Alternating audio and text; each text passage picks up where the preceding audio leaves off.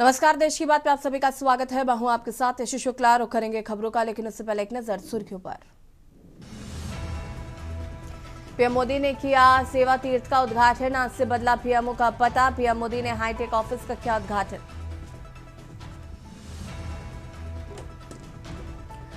BJP MLA केतकी सिंह पर भड़के सतीश महाना। गुस्से में माइक फेंक सदन 10 मिनट के लिए किया गया स्थगित। बीजेपी विधायकों के हंगामे से हुए नाराज।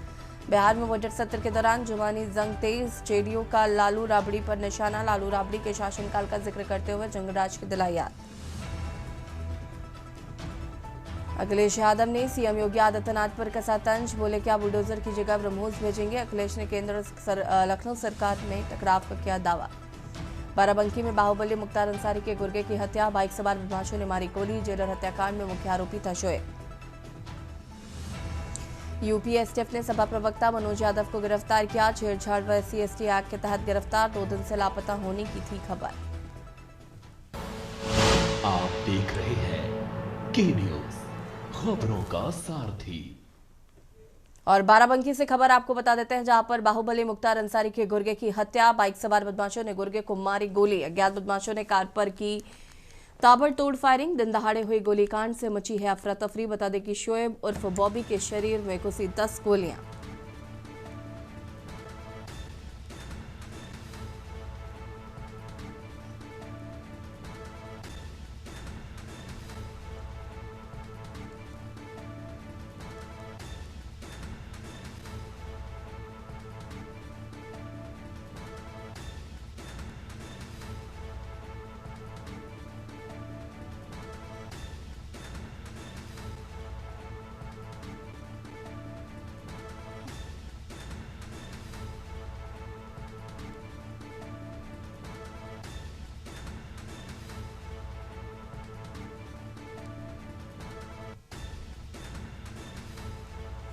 बाइक सवार बदमाशों ने गुर्गे को मारी गोली।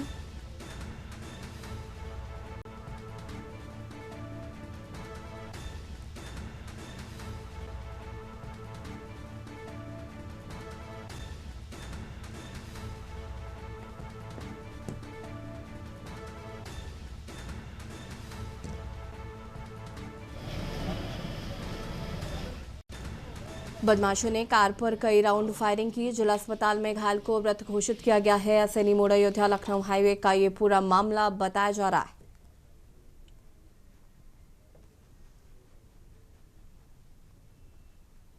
बता दें कि माफिया मुख्तार अंसारी के करीबी और उसके गैंग के शूटर शोएब उर्फ बॉबी की गोली मारकर हत्या कर दी गई है। बता दें कि शोएब उर्फ बॉबी, जिसे मुख्तार अंसारी का बेहद करीबी और गैंग का सक्रिय शूटर माना जाता था,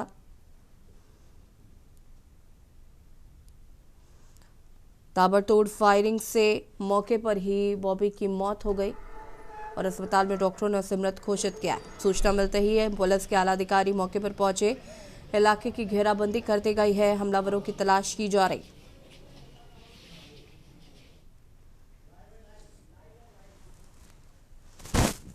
और इसी खबर पर ज्यादा जानकारी के लिए संवाददाता राहुल हमारे साथ लाइव जुड़ चुके हैं। राहुल, सबसे पहले तो क्या कुछ अपडेट है इस पूरे मामले को लेकर?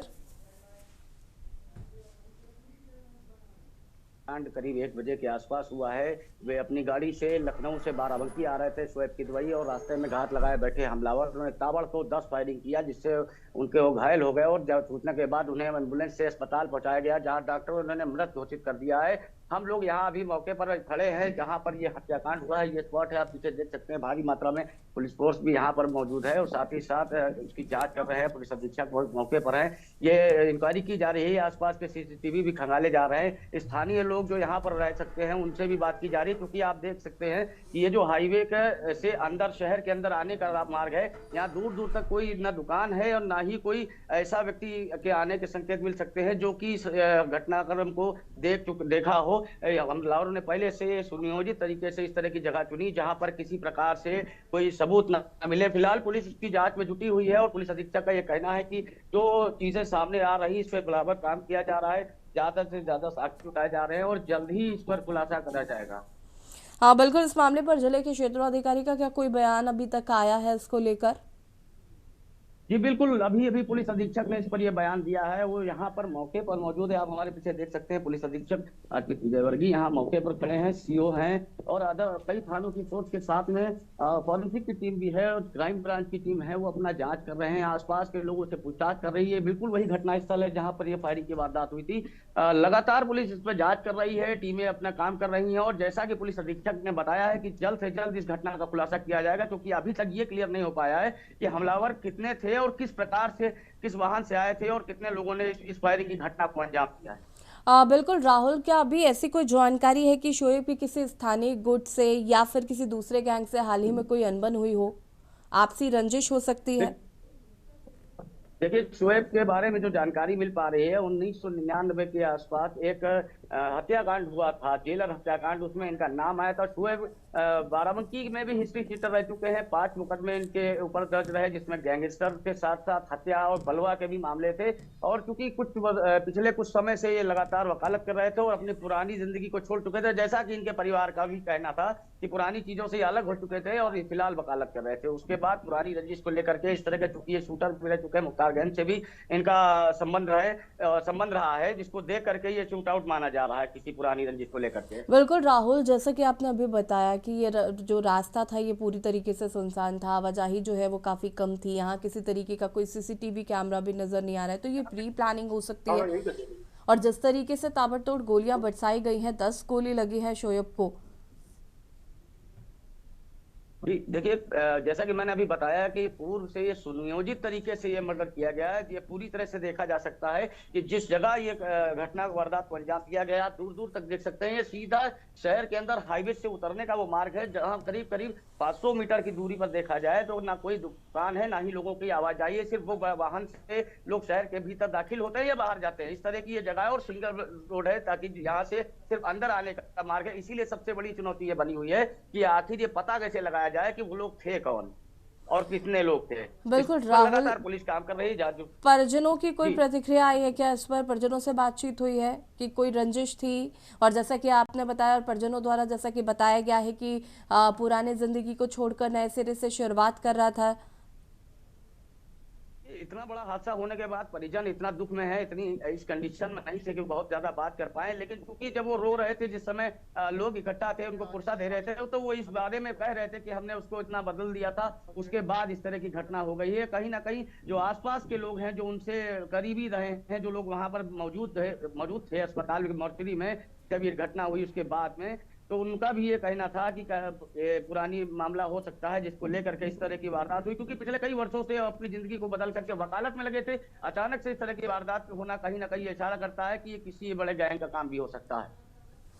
बिल्कुल राहुल, शुक्रिया आपका जानकारी साझा करने के लिए। और बता दें कि बाइक सवार बदमाशों ने गुर्गे को गोली मार दी है। फिलहाल जैसा कि परिजनों का कहना है कि अपनी पुरानी जिंदगी छोड़कर नए सिरे से शुरुआत कर रहा था, शोएब वकालत कर रहा था। और फिलहाल जिन्होंने गोली मारी है उन्होंने वो जगह चुनी जहां पर कोई आसपास दुकानें नहीं थी, ना ही किसी तरीके का कोई सीसीटीवी फुटेज है। फिलहाल पुलिस मामले की जांच पड़ताल में जुटी हुई है।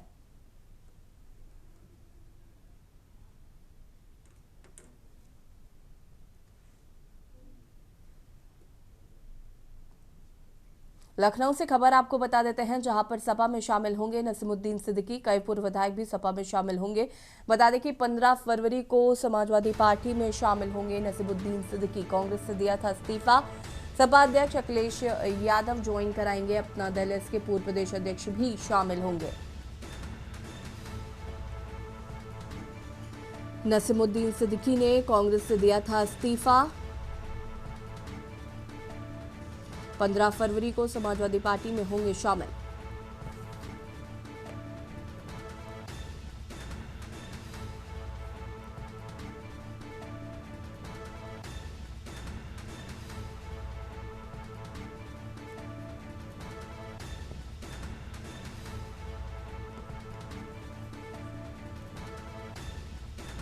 सपा में शामिल होंगे नसीमुद्दीन सिद्दीकी। बता दें कि कई पूर्व विधायक भी सपा में होंगे शामिल।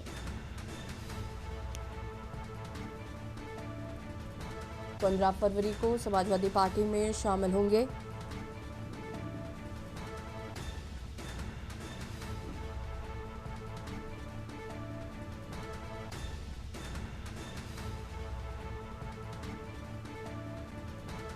नसीमुद्दीन सिद्दीकी ने कांग्रेस से दिया था इस्तीफा।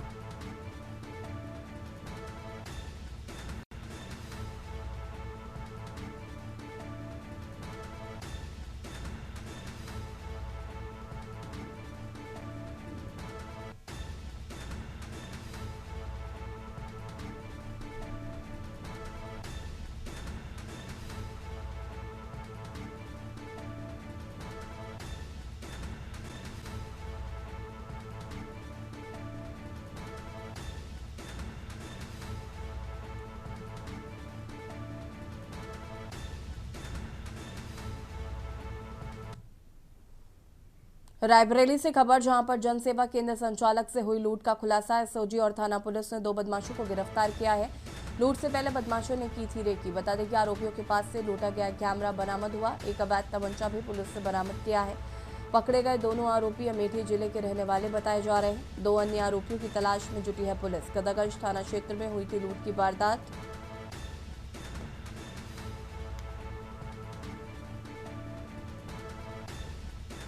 एक अवैध तमंचा भी पुलिस ने किया है जब्त।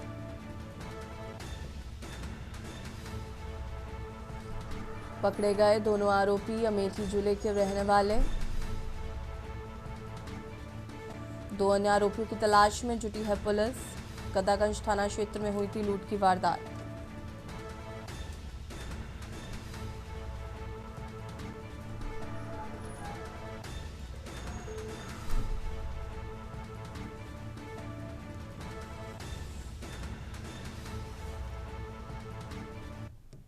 कि ये प्रकरण 6 फरवरी 2026 का है, जो कि थाना क्षेत्र गदागंज में अरुणेन तिवारी द्वारा ये मुकदमा लिखाया गया था, जिसमें लगभग 6-7 बजे शाम के आसपास में कुछ अज्ञात लोगों के द्वारा एक औरा कार से अरुणेन तिवारी, जो कि एक जनसेवा केंद्र के संचालक भी हैं, उनकी पहले से इन लोगों ने रेकी भी कर रखी हुई थी, तो उनके साथ जो है छिनैती की घटना कर ली। उनके बैग को छीना और उसमें इन लोगों ने जो रेकी की थी उनसे इनको अंदाज़ा था कि इस पर कुछ कैश मिलेगा इनको बड़ी मात्रा में, लेकिन उस समय सिर्फ ये इनकी कैमरा जो है, इनका एक पुराना कैमरा था, वो और 2000 रुपये लेके फरार हो गए थे।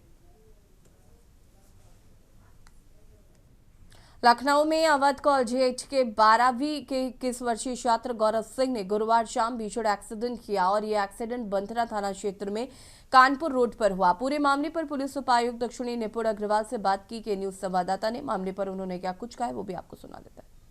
राजधानी लखनऊ के बंथरा थाने में देर शाम हुए हादसे को लेकर के, जहां पर एक मासूम की जान चली गई और लगभग 4 लोग घायल हैं, जिनका निजी हॉस्पिटल में इलाज चल रहा है। हमारे साथ बात करने के लिए डीसीपी साउथ निपुण अग्रवाल जी हैं। बात करते हैं कि क्या रहा सर, क्या रहा जो कल हादसा हुआ है। देखिए, कल देर रात थाना बंथरा पुलिस को सूचना मिली कि एक स्विफ्ट डिज़ायर द्वारा अनियंत्रित होकर एक्सीडेंट कर दिया गया। इसमें तत्कालीन पुलिस मौके पर पहुंची। इस घटना में एक 6 वर्षीय बच्चे की दुखद मृत्यु हो गई एवं 4 लोग घायल हो गए थे। सभी घायलों का उपचार चल रहा है, सभी इस समय ठीक बताए जा रहे हैं। इसमें तत्काल ही कार्रवाई करते हुए हमने जो गाड़ी है उसको पुलिस ने पुलिस के हिरासत में, साथ ही साथ जो व्यक्ति हैं गौरव सिंह चौहान बताए जा रहे हैं, जो ड्राइवर थे, 21 वर्षीय युवक हैं, इनको भी पुलिस ने हिरासत में लेके इनसे पूछताछ कर रहे हैं। सर, क्या ड्रिंक व्रिंक किए थे कि ऐसा अभी कुछ इसमें पूछताछ चल रही है। अभी ऐसी कोई बात सामने नहीं आई है। अभी हमारी टीम इसमें पूछताछ कर रही है। हमारे साथ साउथ डीसीपी से साहब थे, उन्होंने साफ बताया है कि जिस तरह से ये हादसा हुआ है, इस पर पूरी तरह से जांच चल रही है। जांच के बाद ही कुछ स्पष्ट हो पाएगा। के न्यूज इंडिया के लिए आनंद सिंह चौहान, लखनऊ। जौनपुर राष्ट्रीय राजमार्ग 233 पर चल रहे रिन्यूअल कार्य में कथित घटिया निर्माण को लेकर उठी आवाज का असर अब जमीन पर दिखने लगा है। 4 दिन पूर्व किसानों द्वारा सड़क पर झाड़ू लगाकर गिट्टियां बटोरने का वीडियो वायरल हुआ था, जिसे के न्यूज से प्रमुखता से दिखाया था। खबर के बाद हरकत में आए ठेकेदार व संबंधित अधिकारी मौके पर पहुंचे और खराब हो चुकी सड़क को उखाड़कर दोबारा निर्माण की प्रक्रिया शुरू कर दी है। पता तो चले कि राष्ट्रीय राजमार्ग 233 पर नानगंज से कनौरा तक करीब 16 किलोमीटर रिन्यूअल कार्य प्रस्तावित है। निर्माण कार्य दानगंज की ओर से आगे बढ़ रही है, लेकिन चंदवक बाजार सहित कई स्थानों पर सड़क बनने के दूसरे-तीसरे दिन ही गिट्टियां उखड़कर बिखर गई।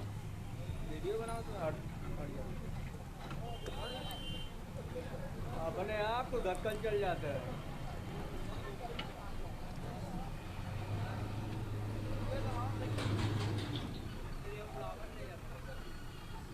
आप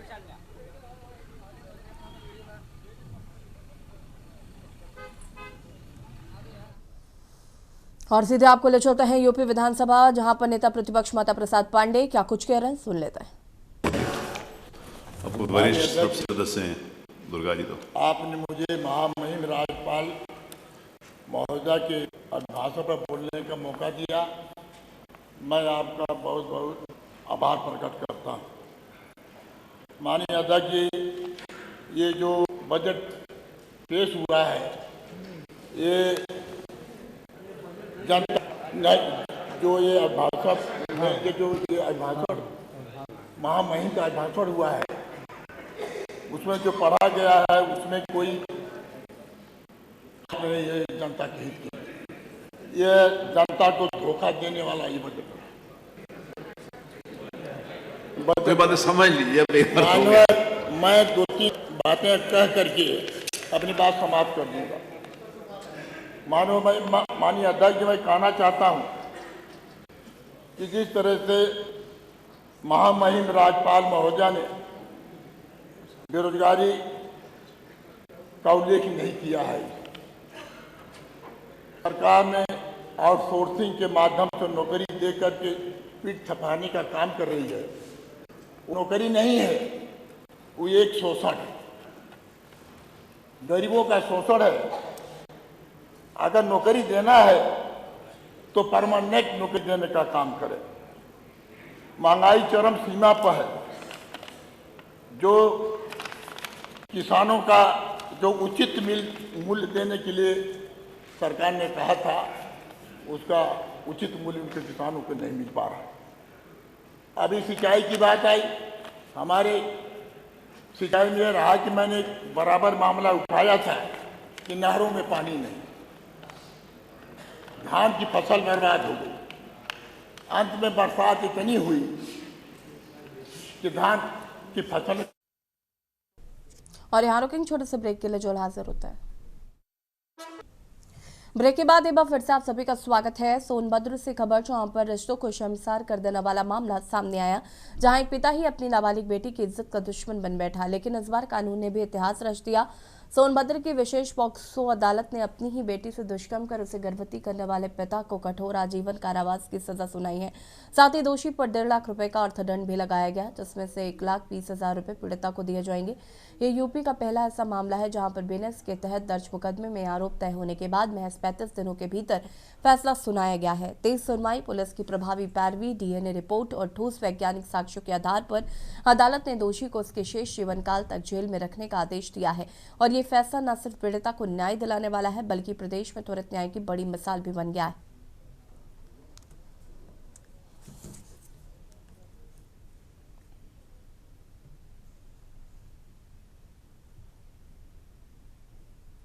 दिनांक 27/10/25 को थाना चौपन पे एक तहरीर प्राप्त हुई, जिसमें एक पिता द्वारा पुत्री के साथ सामाजिक रिश्तों को तार-तार किया गया। इस संबंध में तत्काल थाना चौपन पे समुचित धाराओं में अभियोग पंजीकृत किया गया। अभियोग पंजीकृत करने के उपरांत विवेचक द्वारा उच्च कोटि की गुणवत्तापूर्ण विवेचना संपादित की गई, जिसमें माननीय न्यायालय में आरोप पत्र प्रेषित किया गया। पुलिस अधीक्षक सर सोनभद्र द्वारा अपराधियों के विरुद्ध चलाए जा रहे ऑपरेशन कन्विक्शन के क्रम में प्रभावी पैरवी के कारण मात्र चार्जशीट दाखिल करने के 35 दिन के उपरांत ही आरोपी रमेश साहनी को आज आजीवन कारावास हुई है, जो प्रभावी पैरवी का परिणाम है। हमीरपुर जनपद में आज एक दुल्हन दबंगों के आतंक से इतनी मजबूर हो गई कि न्याय मांगने को लेकर वो अपनी शादी का मंडप घर से ले जाकर परिजनों सहित बाहर सड़क पर बैठ गई और सड़क जाम कर दिया। अचानक हुए इस घटनाक्रम से पूरे क्षेत्र में हड़कंप मच गया है। सूचना पर पहुंची स्थानीय पुलिस ने कड़ी मशक्कत के बाद पीड़ित पक्ष को समझा बुझाकर जाम खुलवाया और आरोपी पक्ष पर कठोर कार्रवाई करने का आश्वासन दिया है। पूरा मामला हमीरपुर जिले के बिवार थाना क्षेत्र कुन्हेटा का है, जहां पर आगामी 14 फरवरी को श्वेता पुत्री विनय श्रीवास की हिंदू रीति रिवाजों के साथ शादी होनी थी और उसी की तैयारी में परिजन और नाते रिश्तेदार शादी की तमाम तैयारियों में लगे थे। उसी दौरान पुरानी रंजिश के चलते पड़ोसी ने मंडप के दिन घर में पथराव शुरू कर दिया, जिससे दुल्हन की मां सहित अन्य लोग घायल हो गए, जिन्हें इलाज हेतु मौधा से ले जाया गया है।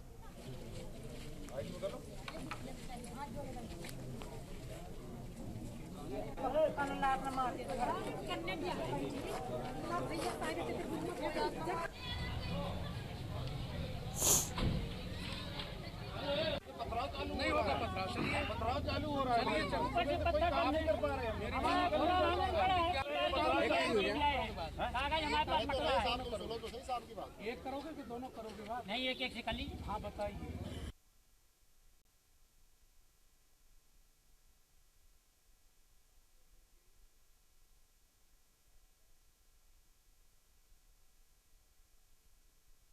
मैम ये सब हमारा अपने काम करते थे, तो ये डीले चला के मारता था। ये कल्लू, उसका लड़का मामा रहा था। क्यों? क्या ऐसे ही लगा रहा था। हम आपका काम करते, हमें इनसे क्या मतलब है? तो ये सब मारा था और वीडियो बना रहा था। कह रहे देखो हमने नहीं कुछ किया है। पुरानी रंजिश थी पहले से कोई लड़ाई चल रही थी? हाँ। कल घटना कितने बजे हुई? नहीं हुई, आज हुई है। आज हुई है घटना।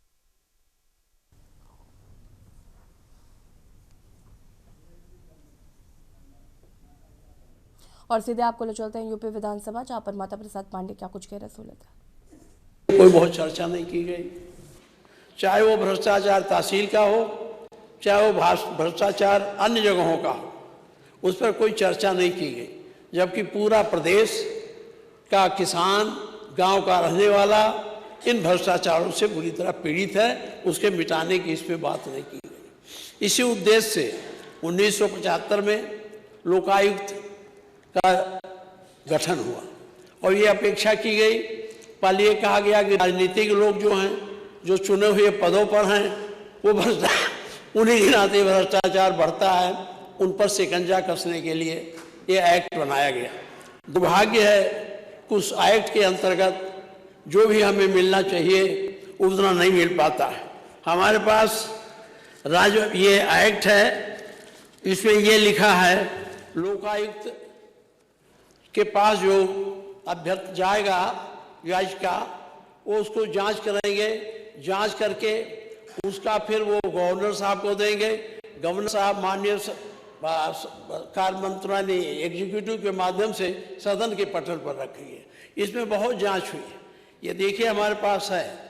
इसमें इन्होंने लिखा है, मैं 15 जांच को तो उन्होंने लिखा है कि जो आपके पास भेजा है, और ये इसमें बहुत सारे लोग हैं, IAS हैं, जिला पंचायत अध्यक्ष हैं, BDO हैं और सारे अधिकारी हैं। इनकी जांच करके ये आख्या गवर्नर साहब को दी गई और वो आख्या अभी सदन के पटल पर आई नहीं।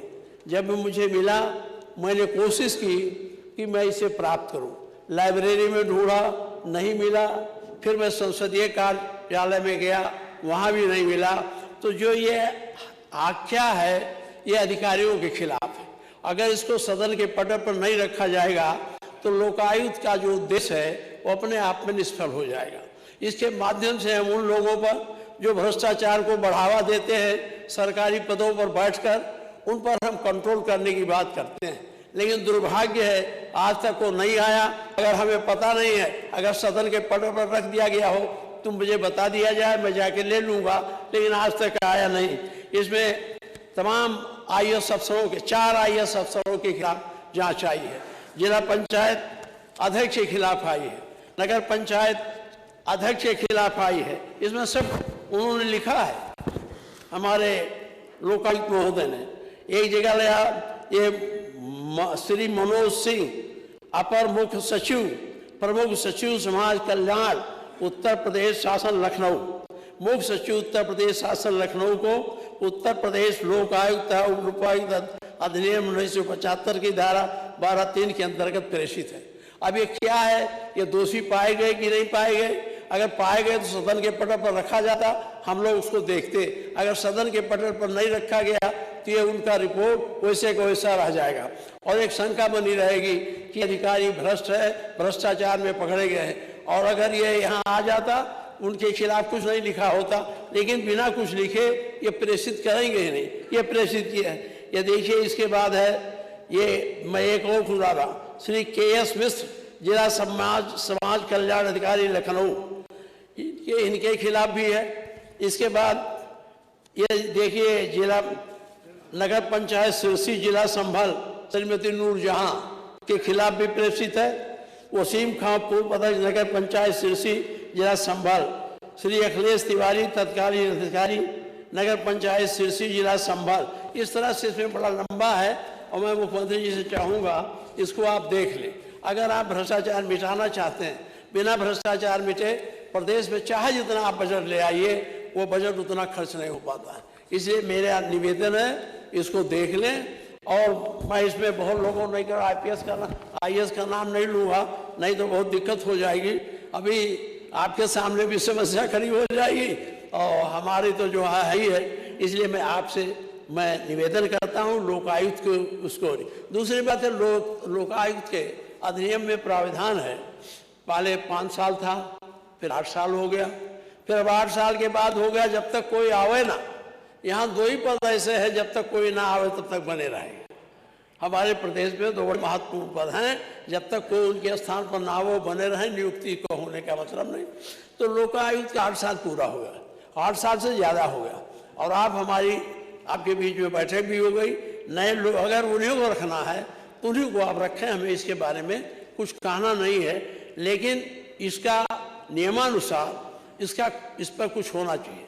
यदि आप नहीं करना है तो आप उनको हटा दें और नहीं तो नई नियुक्ति कर दें, जिससे ये लोकायुक्त का ऑफिस का काम कायदे से चले। लोकायुक्त जी ने अपने प्रतिवेदन में बहुत शिकायतें दी हैं, सरकार की भी शिकायतें दी है, उनको ऐसा नहीं करना चाहिए, लेकिन वहाँ बहुत लंबा है वो उन्होंने अपना अधिकार मांगा है कर्नाटक की तरह कि हमें पुलिस दी जाए, हम गिरफ्तार कर रहे। अभी तो आपकी ईडीए चल रही है और सीबीआई चल रही है, लोकायुक्त साहब को दे दीजिए तो हम समझते हैं और सब पकड़े जाए। इसलिए मैं इस पर तो नहीं मैं इस पर नहीं ज़्यादा कुछ कहना चाहता। दूसरी बात मैं आपसे कहना चाहता हूँ माननीय मुख्यमंत्री, डीजीपी की नियुक्ति में आज पुलिस क्यों इतनी उच्छृंखल हो गई है?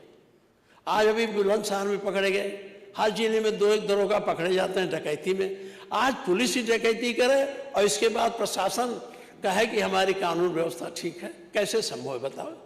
2 दरोगा पकड़े गए, हमारे यहाँ दरोगा पकड़े गए, उसके बाद में डीआईजी ने 2 एसपी ने उसके खिलाफ चार्जशीट लगाई, लेकिन एक बार पता नहीं कैसे जांच करके उनको बरी कर दिया गया। मुझे कुछ कहना नहीं, बरी कर दिया। लेकिन ये जो उच्छृंखलता बढ़ी है उसका कारण है कि आपका जो डीजी ऑफिस है उतना मजबूती से काम नहीं कर पा रहा, इसलिए कि आप यहाँ कार्यवाहक नियुक्त करते हैं। कार्यवाहक तो हमेशा आपसे डरा रहता होगा, कोई आपका कार्यकर्ता आवे 4 शिकायत कर दे तो उनको हटा दिया जाएगा। इसलिए डीजी ऑफिस के लिए जो आपने जो सुप्रीम कोर्ट में जो लेटर लिखा, जो गाइडलाइन की थी, उसके बाद आपने अपनी गाइडलाइन बनाई है। मैंने उसको पढ़ा, मेरे पास है, उसको समय बर्बाद करने के लिए नहीं पढ़ना चाहता हूँ। तो आप उसके माध्यम से क्यों न अस्थायी डीजी नियुक्त करते हैं? अगर अस्थायी डीजी नियुक्त हो जाएगा तो 2 साल तक उसे आप हटा नहीं पाएंगे और 2 साल वो स्वतंत्र होकर के पुलिस विभाग में सुधार की प्रक्रिया लागू करेगा, क्योंकि आप हर काम नहीं कर सकते। पुलिस विभाग में डीजी अगर अस्थायी रहेगा और फिक्स रहेगा तो अपने मन से और पुलिस विभाग को चलाने की कोशिश करेगा। आज कार्यवाहक हैं, कार्यवाहक के नाते कुछ हो नहीं पा रहा। ये बात मैं आपके सामने एक बार और उठाया था, लेकिन आज तक इसमें कुछ हुआ नहीं। नियम तो आप ही ने बनाया है। कोई भारत सरकार का जो गाइडलाइन था सुप्रीम कोर्ट का और चीफ सेक्रेटरी भारत सरकार के प्रधान सचिव ने जो लिखा है वो हमारे पास है। उसके बाद आपने उस नियम को बदल के अपने अनुसार बनाया, तो अपने अनुसार इन्हीं को बना दीजिए, जो बैठाए हैं आप इन्हीं को जो बैठा दीजिए, हमें कोई एतराज नहीं है। लेकिन कोई एक रहे जो स्वतंत्र रूप से वो काम तो कर सके। अब आप किसी डिवाइस के खिलाफ जांच हो, कहीं कुछ हो, तो डीजी तो कराते हैं। अगर बाद में कोई आपके पास या आपके किसी मंत्री के पास चला गया, सिफारिश कर दिया, तो डीजी दब जाता। लेकिन जब स्वतंत्र रहेगा 2 साल तो वो कम से कम सही काम करेगा। और जैसे सब काम कर रहे हैं, मेरा आपसे अनुरोध ये भी कर दीजिए। इससे करने से आपकी जो इच्छा है, देखिए उद्यमेन ही सिद्धंत कार्याण नहीं मनोरथ है। मनोरथ तो आप करते हैं लेकिन उद्यम उतना नहीं कर पाते। इसलिए मैं ये नीति श्लोक आप ब्रेक के बाद देश की बात में आप सभी का स्वागत है। मैं हूं आपके साथ गरिमा वाजपेयी। रुक करेंगे खबरों की ओर। उत्तर प्रदेश के एटा में न्यायालय परिसर की सुरक्षा व्यवस्था को अभेद्य बनाने के लिए जिला पुलिस ने एक बड़ा चेकिंग अभियान चलाया। एसएसपी श्याम नारायण सिंह ने कड़े निर्देशों पर पुलिस की विभिन्न इकाइयों ने कोर्ट परिसर के चप्पे चप्पे को खंगाला, जिससे संदिग्धों में हड़कंप मच गया। सुरक्षा अभियान एसएसपी श्याम नारायण सिंह के निर्देशन और एसपी सिटी श्वेता पांडे के पर्यवेक्षण में आयोजित किया गया। अभियान के दौरान सीओ सिटी कृतिका सिंह और कोतवाली नगर प्रभारी प्रेमपाल सिंह भारी पुलिस बल और डॉग स्क्वाड के साथ मौके पर मौजूद रहे। पुलिस टीम ने न्यायालय परिसर में अनावश्यक रूप से घूम रहे संदिग्ध व्यक्तियों को रोककर उनसे पूछताछ की, उनकी तलाशी भी ली है।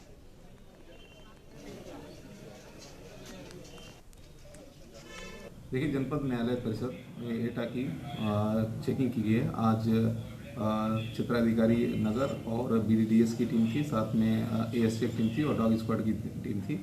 इसके द्वारा कोर्ट परिसर के पूरे क्षेत्र का जहाँ भी इस तरह के व्यक्ति आते हैं, जो बैग लेके आते हैं, बैगेज स्कैनर्स वगैरह जो लगे हुए हैं, साथ ही जो चेकिंग पॉइंट्स हैं सबको चेक किया गया है और इसमें आगे भी इस तरह की प्रक्रिया चलती रहेगी, जिससे कि कोर्ट परिसर की सुरक्षा सुनिश्चित की जाए। क्या कोई संदिग्ध व्यक्ति हिरासत में लिया गया पूछताछ के लिए? बुलंदशहर जनपद के पहासू थाना क्षेत्र के अंतर्गत आने वाले ग्राम बरौला में दबंगई का एक सनसनीखेज मामला सामने आया है। बच्चों के मामूली विवाद ने उस समय तूल पकड़ लिया जब दबंगों ने एक परिवार के घर पर चढ़कर लाठी डंडों से हमला कर दिया और जमकर पथराव किया। सामने में 3 से 4 लोग गंभीर रूप से घायल हुए हैं और आपको बता दें कि पीड़ित परिवार के बच्चे गाँव में ही हो रही भगवत कथा के भंडारे के लिए सामान लेने जा रहे थे। रास्ते में खड़े दबंगों ने बच्चों को रोक लिया, उनके साथ अभद्रता शुरू कर दी। बच्चों ने विरोध किया तो दबंगों ने उनके साथ मारपीट की। बात यहीं खत्म नहीं हुई, दबंगों ने बच्चों का पीछा करते हुए उनके घर पर धावा बोल दिया, ईंट पत्थरों से हमला कर दिया। बताया जा रहा है कि पीड़ित व्यक्ति बरौला के ग्राम प्रधान के परिवार से ताल्लुक रखते हैं। अचानक इस हमले और पथराव से घर में मौजूद लोगों में चीख पुकार मच गई।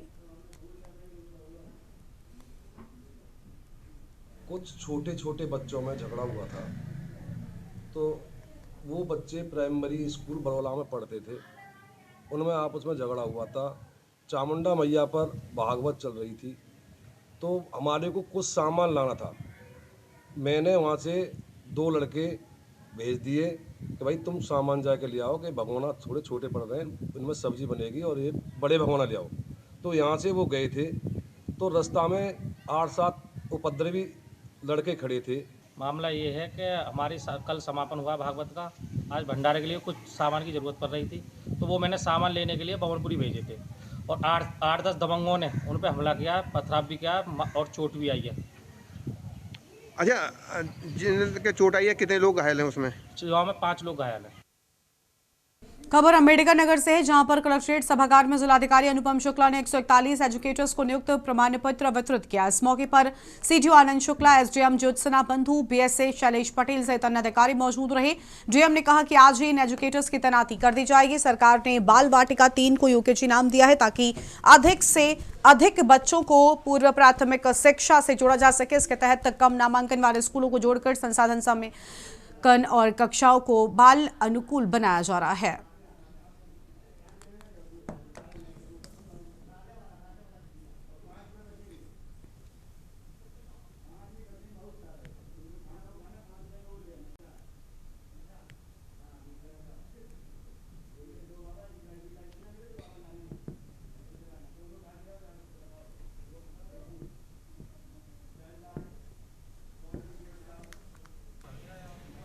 अंबाला शहर के टीबी हॉस्पिटल रोड पर आज उस वक्त हंगामा हो गया जब नाले पर पाइप बिछाते समय एक मशहूर डॉक्टर के क्लिनिक की नींवों की दीवारों में क्रैक आ गया। शिकायतें मिलने पर मौके पर वार्ड पार्षद और अंबाला नगर निगम के जेई पहुंचे और लोगों को समझा बुझाकर फिर से काम शुरू करवाया गया।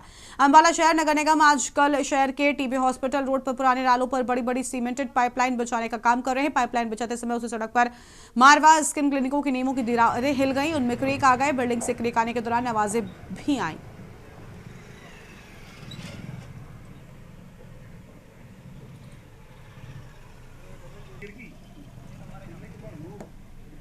काम सारा समझा दिया जी ठेकेदार को, जो भी यहाँ पे जेसीबी की तक लगाने से ये जो खड़े वगैरह बैठ चुके हैं, ठेकेदार को समझा दिया जी, पाइपलाइन डाल के कंक्रीट डाल दी जाएगी, इनका जो भी नुकसान हो वो ठीक कर दिया जाएगा। नहीं, मैं यहाँ पे आई देखने के लिए, मेरे पास भी फोन आया कि थोड़ी दिक्कत आई है यहाँ पे, तो मैं आई हूँ। जो इनकी शिकायत है उसका समाधान होगा। जितनी भी अगर किसी से गलती हुई है, ठेकेदार के जो कर्मचारी हैं यहाँ पे काम कर रहे हैं, उनसे कोई कमी हुई है तो उसको ठीक करवाया जाएगा। हम ये कहेंगे, सुबह इन्होंने हमारी द्वार तोड़ दी, तोड़ने के बाद इन्होंने ये थैला तोड़ा जब इन्होंने ये बोला कि आपका 3 घंटे में काम हो जाएगा। जो पानी था उस एरिया का सारा हमारे वहां छोड़ दिया इन्होंने और खड्डा डाल दिया 10 फुट का। मैंने उनको यही बोला है, भाई ये खड्डे में पानी आ जाएगा तो बिल्डिंग को खतरा हो जाएगा। कहते हम पानी निकाल रहे हैं नाल की नाल, कोई पानी नहीं निकाला उन्होंने, कोई कुछ नहीं करा। शाम को जब बिल्डिंग गिरनी शुरू हुई, साथ वाली बिल्डिंग गिर गई बिल्कुल।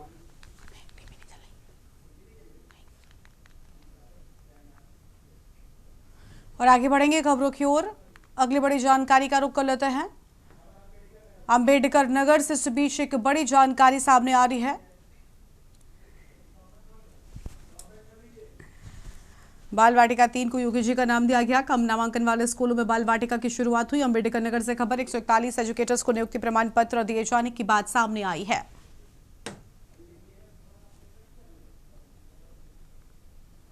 कलेक्ट्रेट सभागार में जिलाधिकारी अनुपम शुक्ला ने 141 एजुकेटर्स को नियुक्ति प्रमाण पत्र वितरित किए।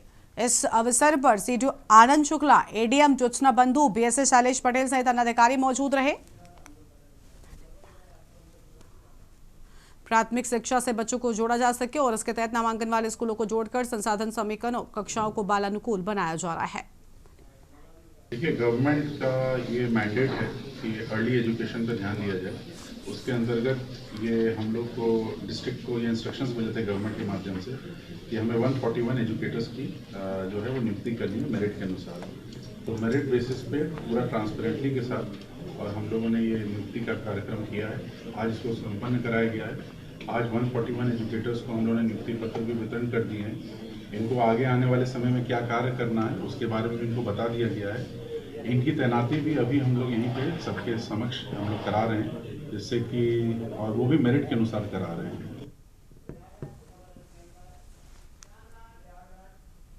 और अगली बड़ी जानकारी प्रयागराज से है। बड़ी खबर आपको प्रयागराज से बताते हैं। स्वामी अवमुक्तेश्वरानंद पर फैसला सुरक्षित। प्रयागराज से बड़ी जानकारी आपको बता दें। शिविर में नाबालिगों संग यौन शोषण का मामला, फैसला सुरक्षित रखा गया। बड़ी जानकारी आपको मैं प्रयागराज से बड़ी खबर। प्रयागराज से बड़ी जानकारी सामने आ रही है। स्वामी रामभद्राचार्य के शिष्य ने दर्ज कराया था मामला और स्वामी अवमुक्तेश्वरानंद पर फैसला सुरक्षित रखे जाने की बात सामने आई है। बड़ी जानकारी आपको हम बता रहे हैं। शिविर में नाबालिगों संग यौन शोषण का आरोप, पॉक्सो कोर्ट में 2 नाबालिग बच्चों के बयान दर्ज। अहम जानकारी आपको हम बता रहे हैं।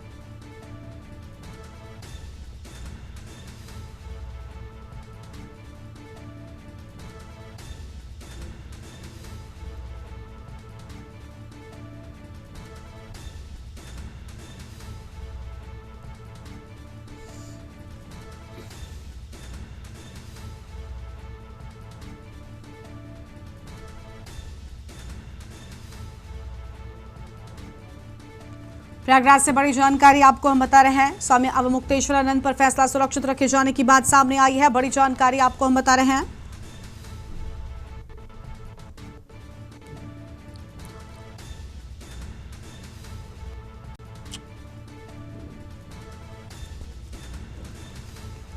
स्वामी रामभद्राचार्य के शिष्य ने दर्ज कराया था मामला। बड़ी जानकारी आपको हम बता रहे हैं।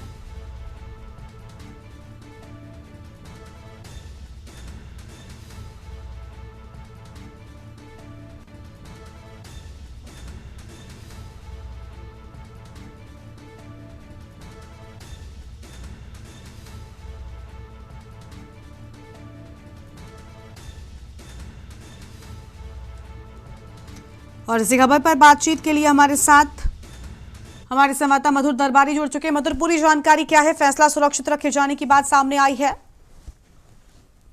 अभी मुक्तेश्वरानंद जी तो यहाँ पर कुंभ मेले में आए थे, तो उसके बाद वहाँ पे जो मौन अवसर वहाँ पे जब काफी बवाल हुआ था, उसके बाद रामभद्राचार्य के जो शिष्य आशुतोष ब्रह्मचारी जी महाराज जो कि बांदा चित्रकूट के रहने वाले हैं, उन्होंने जो एक पॉक्सो कोर्ट में यहाँ पे उनके खिलाफ जो है मुकदमा दर्ज किया है, एक वाद वहाँ पे उनके खिलाफ दर्ज किया है, जिसमें उन्होंने ये आरोप लगाया है स्वामी अवमुक्तेश्वरानंद के ऊपर कि उनका जो शिविर है उसमें जो नाबालिग है उनके साथ यौन शोषण किया जाता है। और उसी को लेकर के उन्होंने यहाँ पे एक जो है पॉक्सो कोर्ट में, यहाँ प्रयागराज के पॉक्सो कोर्ट के अंदर एक वाद दायर किया था, जिसको लेकर के आज यहाँ पे हेयरिंग हुई, उसकी सुनवाई हुई और सुनवाई में जो है जब वहाँ पे सुनवाई हुई तो जज ने जितने भी वकील थे उनको बाहर निकाल दिया कोर्ट के रूम से बाहर, और जो 2 नाबालिग थे उनका वहाँ पर जो है बयान दर्ज कराया गया और बयान दर्ज कराने के बाद वहाँ पे जो है बताया वहाँ पे उसकी वीडियो रिकॉर्डिंग की गई है उस बयान की, और उसके बाद उसके ऊपर जो निर्णय है फिलहाल वो सुरक्षित कर लिया गया है।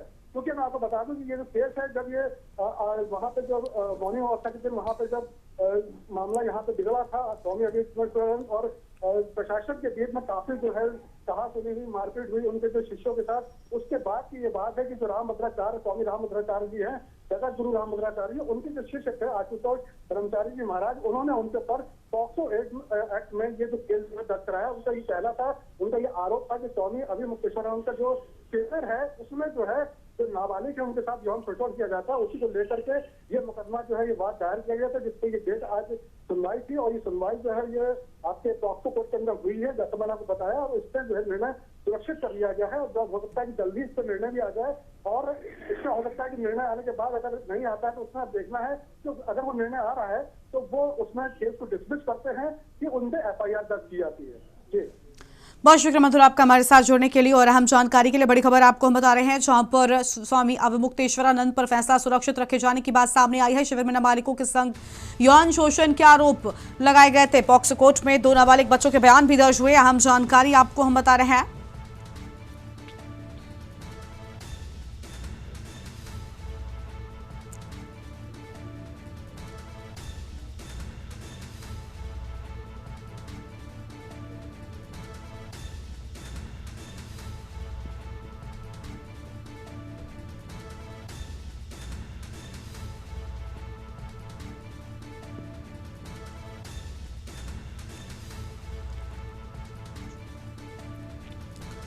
बड़ी खबर आपको हम बता दें, प्रयागराज से स्वामी अभिमुक्तेश्वरानंद पर फैसला सुरक्षित रखे जाने की बात सामने आई है।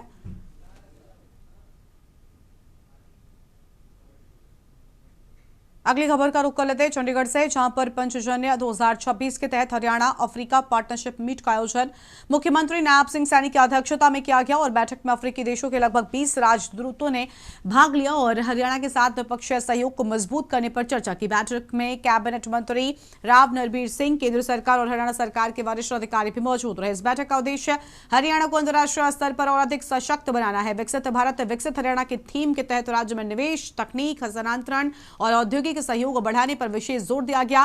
कृषि उपकरण, ऊर्जा, सर्विस सेक्टर और द्विपक्षीय व्यापार जैसे प्रमुख क्षेत्रों में साझेदारी को आगे बढ़ाने पर विस्तृत चर्चा हुई है।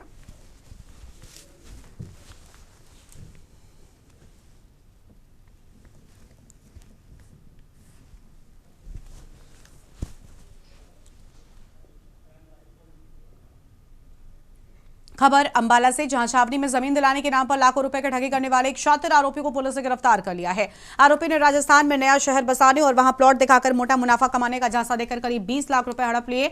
चौंकाने वाली बात यह है कि आरोपी के खिलाफ राजस्थान और हरियाणा में पहले से ही धोखाधड़ी के 26 मामले दर्ज हैं। फिलहाल पुलिस ने आरोपी को जोधपुर से गिरफ्तार कर 2 दिन के पुलिस रिमांड पर लिया है। गहन पूछताछ की जा रही है।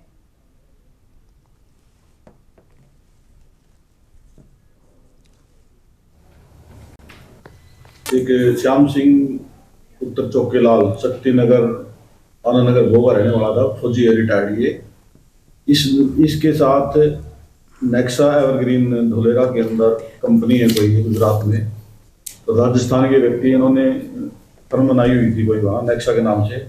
इसमें जितने भी फौजी व्यक्ति थे, फौजी व्यक्ति को मोटिवेट करके इसमें पैसा इन्वेस्ट करने के लिए लगा था। धुलेरा के अंदर नया कोई सिटी बन रहा है, इसमें आप पैसा लगाइए, आपको मुनाफा मिलेगा। तो श्याम सिंह ने 20 लाख रुपए करीब इन्वेस्ट किए थे इसमें। जो 15 लाख रुपए हैं ये इसमें बनवारी लाल जो गिरफ्तार किया है हमने, इसके अकाउंट में डाला है, जो फर्म का अकाउंट था इसका। मुरैना जिले के अंबाह में हुई सनसनीखेज डकैती का पुलिस ने खुलासा कर दिया है। अंबाह के भीरजी रोड कॉलोनी निवासी रबिया किन्नर के घर हुई करीब 40 लाख रुपए की डकैती के मामले में पुलिस ने बड़ी कार्रवाई करते हुए 50-50 हजार रुपए के नामी 5 आरोपियों को गिरफ्तार कर लिया है। इनके कब्जे से 16,77,000 रुपए कीमत के मशरूका बरामद किया है। इसमें लूटी गई नकदी, सोने चांदी के आभूषण, मोबाइल फोन तथा घटना में प्रयुक्त XUV 500 कार भी जब्त की गई है।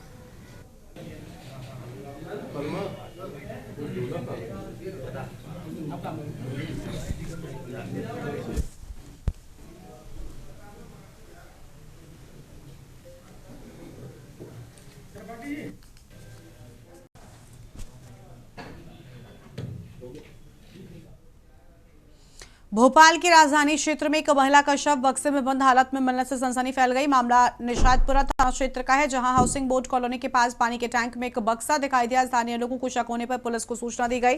मौके पर पहुंची पुलिस ने रहवासियों की मदद से बक्से को पानी से बाहर निकलवाया। जब बक्सा खोला गया तो उसमें से एक महिला का शव मिला। पूरे इलाके में हड़कंप मच गया।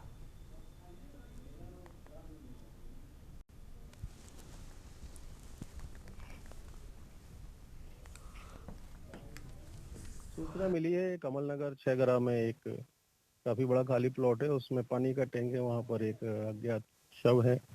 हमने आकर देखा है तो एक महिला का शव है, जिसके बारे में भी तस्दीक की जा रही है कि कौन हो सकती है। बताया जा रहा है कि इसके अंदर शव मिला। हाँ, जो वाटर टैंक है उसमें एक लोहे के संदूक के अंदर ये शव था। अभी कोई शनाख्त वगैरह? अभी शिनाख्त की तो नहीं हुई है, इसमें एक टैटू है, उसके आधार पर हम प्रयास करेंगे अभी आगे।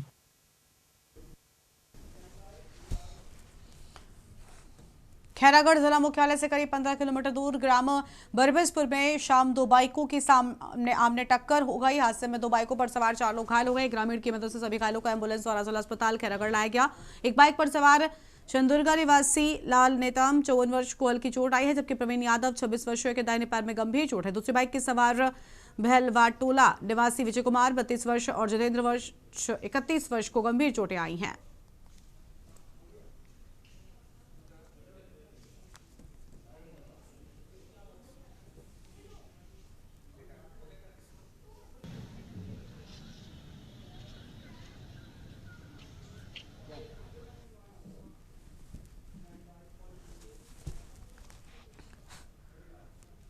बेमेतरा जिले के सिंगोरी में लगभग 7 एकड़ जमीन से ज्यादा को प्रशासन अतिक्रमण मुक्त कराया है। और आपको बता दें कि लंबे समय से अवैध कब्जा था, जिसे एसडीएम प्रकाश भारद्वाज के निर्देश पर तहसीलदारों और पुलिस प्रशासन की मौजूदगी में श्री राम मंदिर समिति के अध्यक्ष और सदस्यों को भौतिक रूप से सौंप दिया गया। भूमि पर टमाटर की फसल लगी हुई है, जिसे हटाने के लिए 15 दिन की मोहलत दी गई। कार्रवाई के दौरान एसडीओपी, तहसीलदार और पुलिस बल की भारी मौजूदगी में यह अभियान चलाया गया।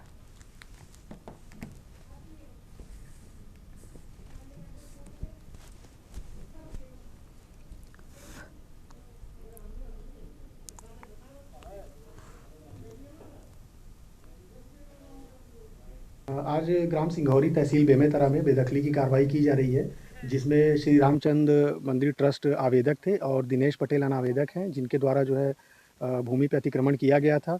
न्यायालय में विधिवत सुनवाई कर इसमें बेदखली की कार्रवाई आज की गई। भूमि का भौतिक पोजेशन जो है वो आवेदक गण को दिलाया गया है, और क्योंकि वाद भूमि पे अभी टमाटर की फसल खड़ी है, तो उभय पक्ष के द्वारा आपसी समझौते से इसे को निकालने हेतु 15 दिन की मोहलत अनावेदक को दी गई है।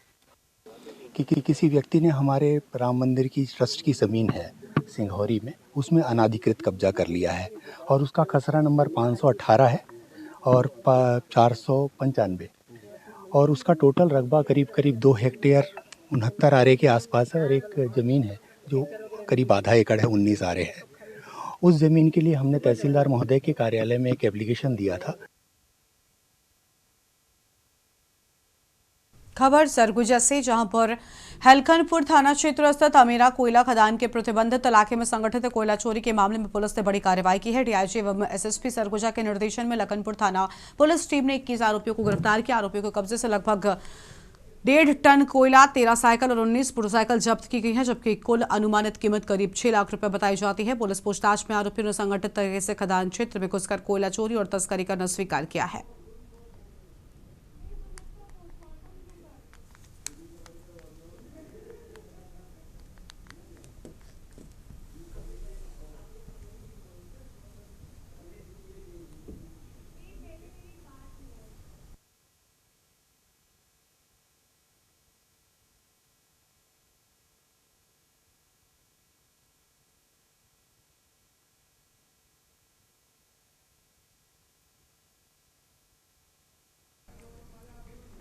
छत्तीसगढ़ के सरगुजा जिले से स्वास्थ्य विभाग की बड़ी लापरवाही सामने आई है। लखनपुर ब्लॉक के ग्राम कोसंगा में फाइलेरिया उन्मूलन अभियान के दौरान दवा खाने से मिडिल स्कूल के 4 बच्चे अचानक बेहोश हो गए। इस घटना के बाद गांव में हड़कंप मच गया। परिजनों में भारी आक्रोश देखा जा रहा है। आरोप है कि मितानंद द्वारा 15 से 16 वर्ष के बच्चों को उनकी इच्छा के विरुद्ध जबरदस्ती फाइलेरिया रोधी टैबलेट खिलाई गई। परिजनों को कहना है दवा खिलाने से पहले ना तो बच्चों का स्वास्थ्य परीक्षण किया गया, न ही किसी डॉक्टर की सलाह ली गई। सिंह पैकरा, ग्राम पंचायत कोसला का सरपंच। यही स्कूल में कहिएगा मितानिन लोग दवा खिलाए बच्चे को जबरन। मैं बोला था कि चेक करके खिलाइएगा, ना यहाँ कोई डॉक्टर का सुविधा है न कुछ नहीं। मितानिन पढ़े लिखे नहीं है, साक्षर हैं और उनके पास कहिएगा 8वीं 9वीं का मैंने अंक सूची बनवा के रखे हैं, उसको पेश किए हैं। मेरे जानते तक साक्षर हैं, इनके पास कोई डिग्री नहीं है। और इस स्थिति में बच्चे को कहिएगा गंभीरता पूर्वक बेहोश हो गए, लेकिन इनके पास कोई गाड़ी नहीं मिला। जब मुला पता चली तो मैं भाईटा बना गया रहे भट्टा में, तो मुझे 5 बजे पता चली तो मैं फिर आए। तो तब तक ले मोर भाई घर ले गए हॉस्पिटल में। वहाँ जाए देखें तो हमारे पहुँचत ले भी उमन होश के नहीं रही। और मोर लड़का राय रेस पढ़े पर हियाँ 4 बजे का दवाई खवा दे, बेहोश रहे 4 बजे में आए और लेके गए हॉस्पिटल में एडमिट करें।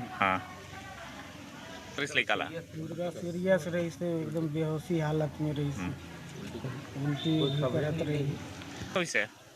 डॉक्टर तो ठीक कर रही लेकिन फिर दवाई और वही का मुताबिक से फिर नशा करता है।